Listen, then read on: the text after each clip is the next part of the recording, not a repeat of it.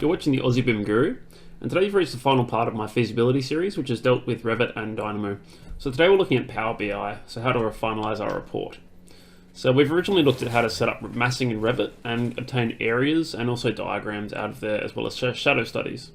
Then we've used Dynamo to refine our shadow studies, and we've looked at analyzing the surface of our building in order to obtain view and sun hour analysis. And then we've refined our sun hours as well. So we're going to bring this all together in a report in order to compare two options in a Power BI report.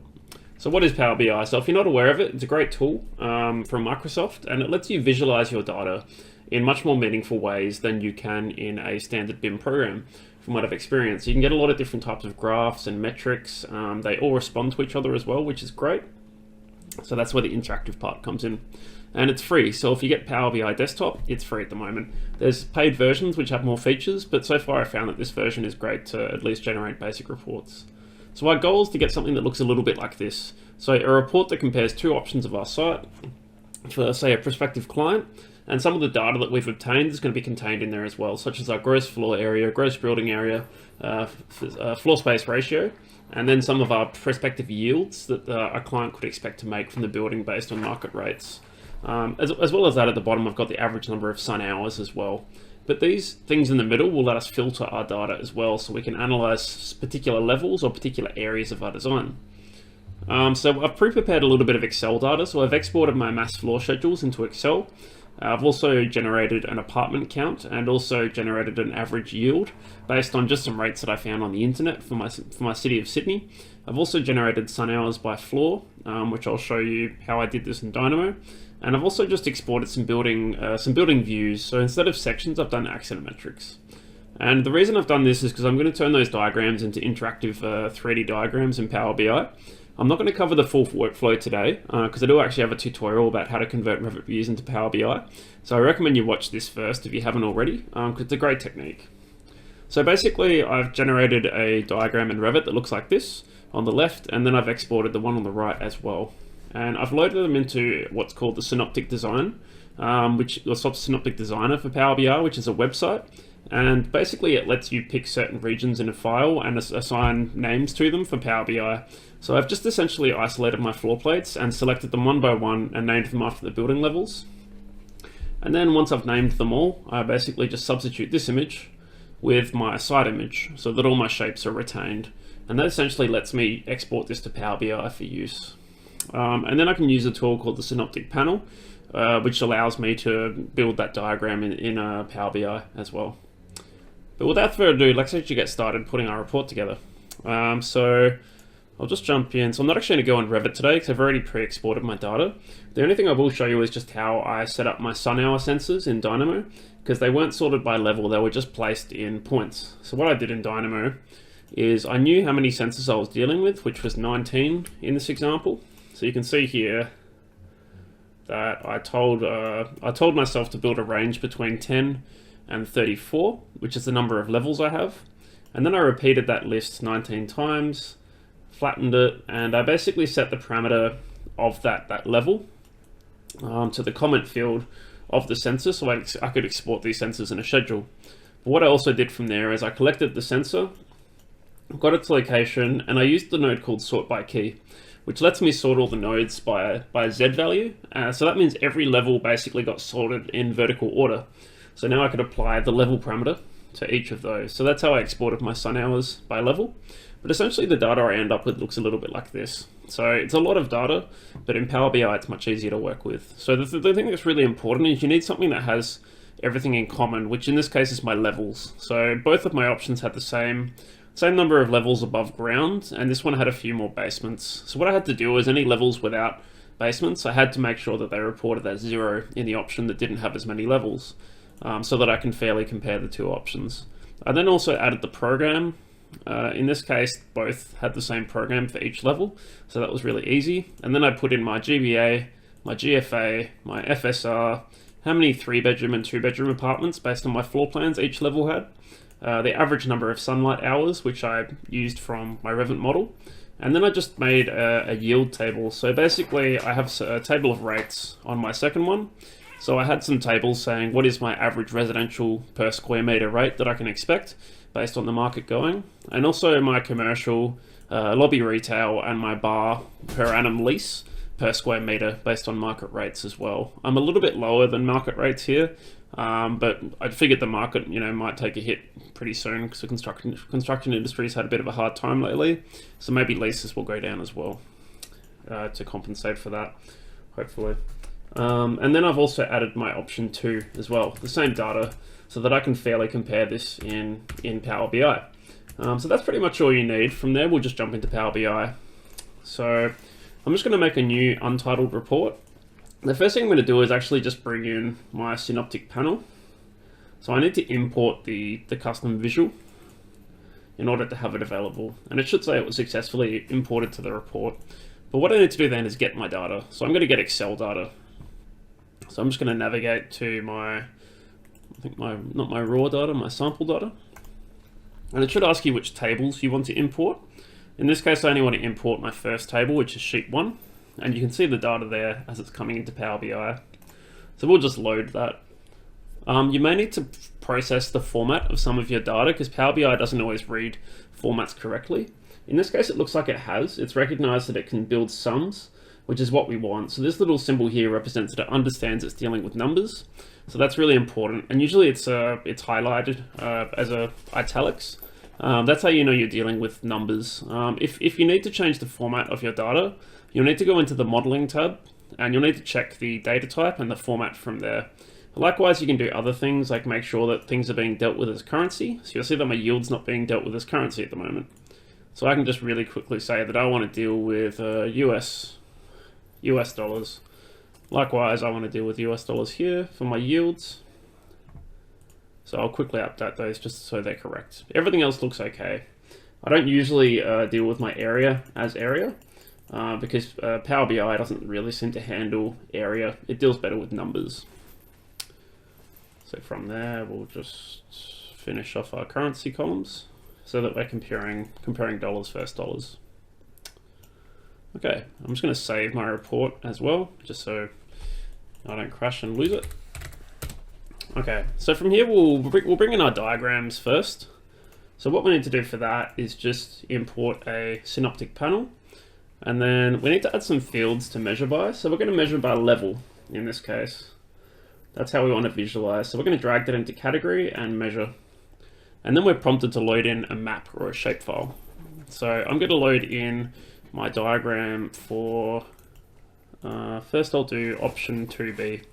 So I'll load in my black and white axonometric.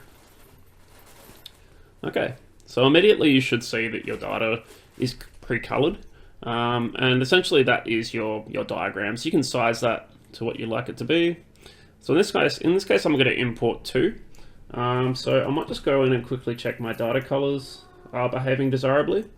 So I can really quickly just check how this is going to behave. You can see it's going to highlight floors as I click them, but then I can select all floors as well.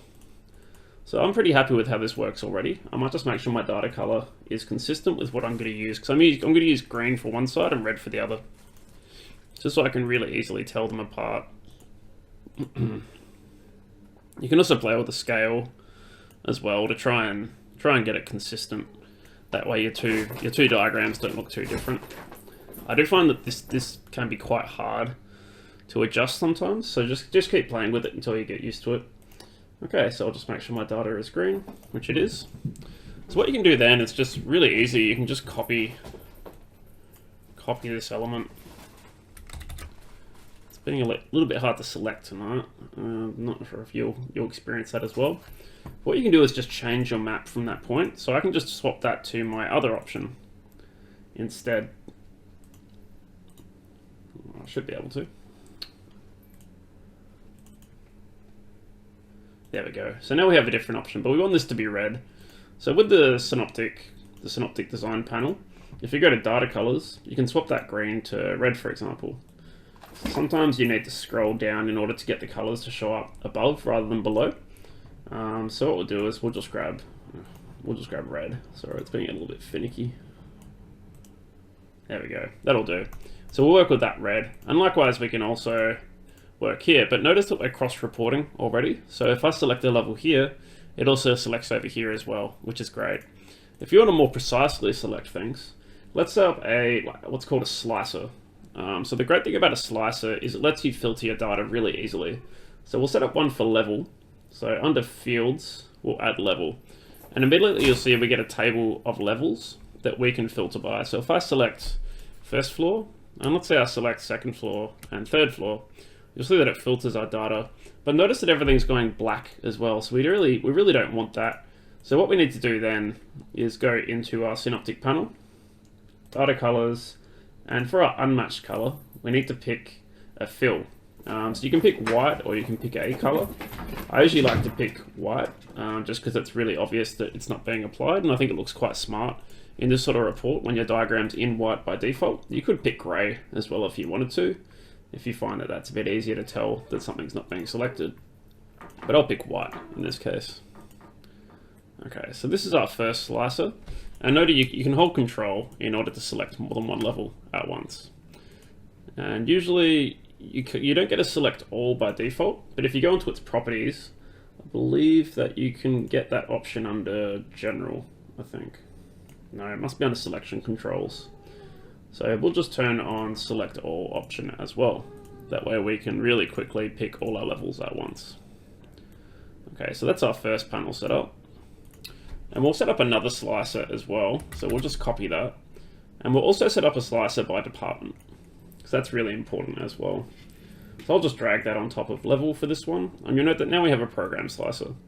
So what I can do is say only my residential floors, and immediately, even though this Synoptic panel only contains the level data, that's enough for it to understand that if it's on level 5, it's commercial, but also if you say commercial, it'll find all the levels that that's true for. So at the same time, you can also just do select all to clear your data selection. But what's really great now is we can generate area as well. So let's just create what's called a card. So we'll just make a single row card, which I believe is this one. And let's just get our GBA for option 2. So again, really quick, you can just drag and drop to fields, and we have the number of our GBA. And you can really quickly finesse just some of the graphics on here as well. What I usually like to do is set a background color. So I'll make that same color I've been using for this option. And then I'll go into the label, make it a little bit bigger, maybe size 18, and usually I make that white. So it's really easy to see. And then for the data label, we can do the same. Make it a little bit bigger and make that white. Our cat's going crazy tonight. And there we go. So that's our GBA. But obviously, maybe you don't want it to say 63K. So the easy way to change that is just to go under here, and I believe it's in data label, and under display units, you can just say none. And that will just give you the full number regardless, which I find looks a little bit better. And it shows you a more precise number as well. Looks like our background's set to be a little bit transparent at the moment, which we don't want. We want it to be solid color. There we go. And if you just copy that, you can really quickly just set that to GFA as well. So now we have our GFA, and if you want to rename that as well, you just right click, rename, GFA. Very easy. GBA. And you might want to make sure that it's definitely dealing with the sum. So under here, if you click this little drop down, you can pick different things that you want. So maximum, sum, there's lots of options, variance, median, so many options, but really we just want the totals. And the last thing we'll do is just get the same for our FSR, our floor space ratio. Because these are the three most important measures that we need to understand when we're analyzing our data. Likewise, we can just rename that to FSR. Cool. So we've set up a nice smart little set of data there. And what I'll do is just really quickly bring one of these across. And I'll just change the color of the background to red. So you can probably guess what I'm going to do now is I'm going to create the same, but for this side of the report. So a really quick way to update all of these is just to copy them one at a time. And then you just drag and drop onto each respective thing you want to change. It should, usually it does. Seems like it's being a little bit finicky today. Worst comes to worst, you can do it onto the actual. There we go. There you go, 1B GFO, 1B FSR. really quick. I won't rename them just because you've seen, I guess, how I've done that before. And there you go. So now we can see how these compare. So as I select different areas, you'll note that these numbers update on both sides. So we can really quickly comparatively analyze this set of data, which is fantastic. What we'll do now is just set up a way to compare our sun hours. So usually the one I like to use for this is called a funnel. And we'll really simplify this diagram, so it's not going to be as advanced as a data funnel would usually be. But the only things we're comparing is we're going to compare our sun hours, so average sun hours for 1B and average sun hours for 2B. Actually, that should be under values. And there you go, you'll see that they show up now.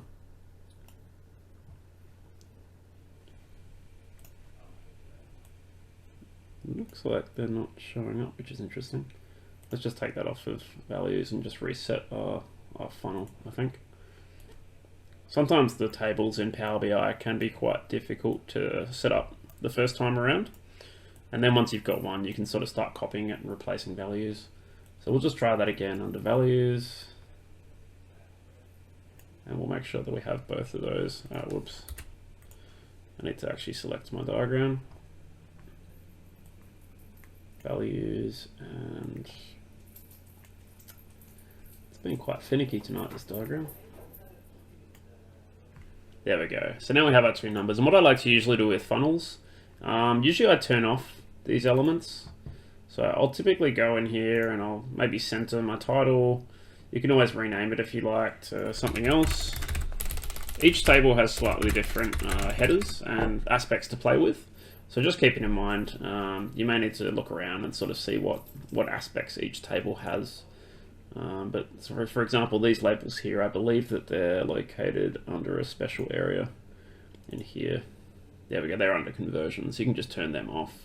And I can also turn off my data labels as well.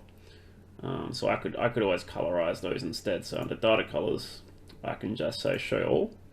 And that way I can just set my 1B to the green and my 2B to the red. That way I can graphically separate these quite easily just visually. And I might just turn off I'll keep my data labels on, but I'll turn my category labels off. And there you go, so that's a really nice way of looking at it. But keep in mind that we're seeing at the moment our total average sun hours, which doesn't make any sense. So what we really want to do is change this to our average of all our sun hours.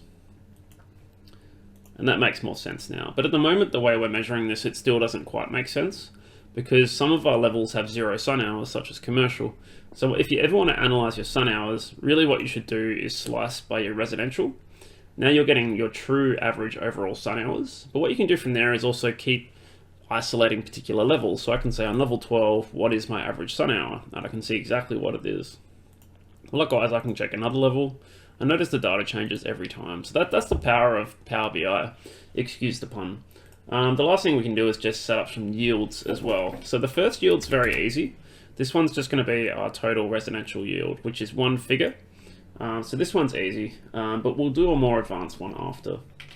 So for this one, for 1B, I just have a column called yield residential. And this is my figure. So this is a time where you may want to go back and actually change your units. I would say in this case, you probably do want to set units to probably millions, I would say. Sorry, not billions, millions. This way you can see more easily how much money you're dealing with. Because each apartment is worth more than $1 million anyway, being in the millions is probably fine. You could always add decimals if you wanted to as well. And for this one, we just want to do our residential yield. Actually, I put them the wrong way around. So now we've got financial yield as well. But likewise, we can also check for particular levels, how much money am I making? So for one floor, I can see the comparative rate between the two options. And it's surprising that between these two options, actually, the larger option probably doesn't actually stack up too favorably because we're using double the site area in order to achieve just a little bit more money. So it's an interesting outcome, actually. Okay, and the last thing we're going to do is we're going to generate a quick measure because we want to generate our annual yield, but that's comprised of two values. So that's comprised of our commercial and our retail yield. So what we're going to do is right click on here, new quick measure. And it should take us to another area where we can pick a calculation. And you have a lot of types of calculations you can do, such as rolling averages, if you're doing monthly or weekly quantities. But what we're going to do is just do a simple addition in this case. So we're going to add our commercial yield to our retail yield in this case. And we'll go OK. And there's our quick calculation. So what we can do then is just take our residential yield and we can replace that with our commercial yield. Well, our commercial plus our retail yield, sorry, our quick measure. So this should represent our combined. In this case, we need to just do a quick select all, and I'll select all so that we have commercial covered in our overall totals. Because you can see here that when I get a residential, for example, I have no commercial in that area, so it gives me a yield of 0. What you can also do is obviously change your figures here, because maybe 22 million isn't quite descriptive enough. So if you go to data label, you can change your decimal places if you need. I think I might need to type it in. There we go. So that lets us analyze it a bit more in a bit more detail. So if you need a quick measure, again, right click, quick measure, and we'll just do an addition, and we'll do 2B's combined commercial and retail yield here as well. So commercial and retail. Okay, and you can rename those as well if you want to make them something more descriptive. So again, we'll just take the one that we've just set up here, assuming it's already got all the formatting we want, and we'll just drag this on instead and change our background color. So that's how easy it is to set up a report. It really doesn't take too long.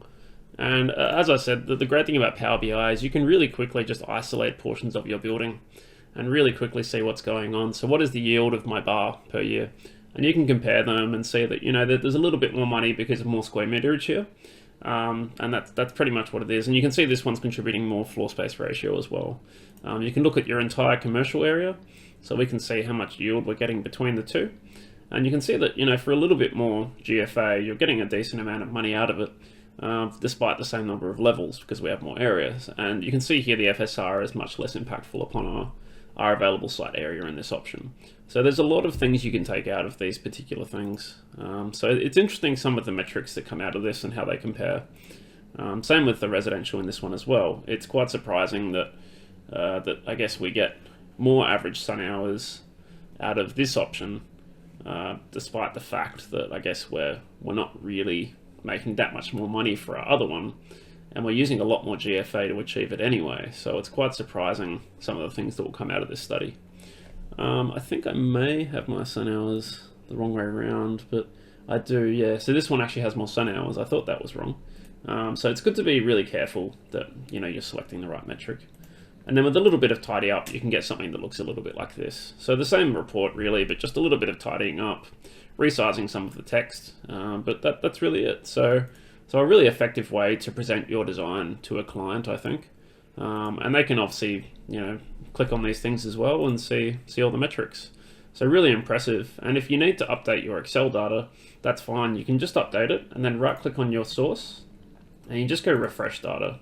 And that will update all the numbers and your report will update as well. So that's the power of Power BI. Excuse the pun. So we've reached the end of the series, but hopefully that was a really informative process and helps you work with feasibilities. If you want to see more videos, my channel has about 75 videos now covering Revit and Dynamo, and also just some other things such as Power BI. So feel free to check those out. And about me as well, I work in Sydney in Australia at a company called Crane Architects as a BIM manager. So I'm always happy for people to email me on my Gmail in my banner. If you have any just general queries, I actually get a lot of people from around the world that ask me Dynamo questions quite often, and I always try to solve them as well. So it's a fun little challenge for me. So more than happy to collaborate, so get in touch. I've got about 2 years of experience in Dynamo, so I can help with most basic queries. Things like Python I'm probably not as useful with right now because I'm still learning it myself, but I'll do my best. And if you have any video requests, let me know as well, because I've got quite a few coming up that people have requested while I made this series. But thanks for watching, really appreciate your time, and hopefully it helped. So hopefully I'll see you in the next video. If you're not already following and subscribing, feel free to do so. Any feedback or comments, feel free to leave it down below, or get in touch with me. And thanks for watching. Thanks, take care, bye.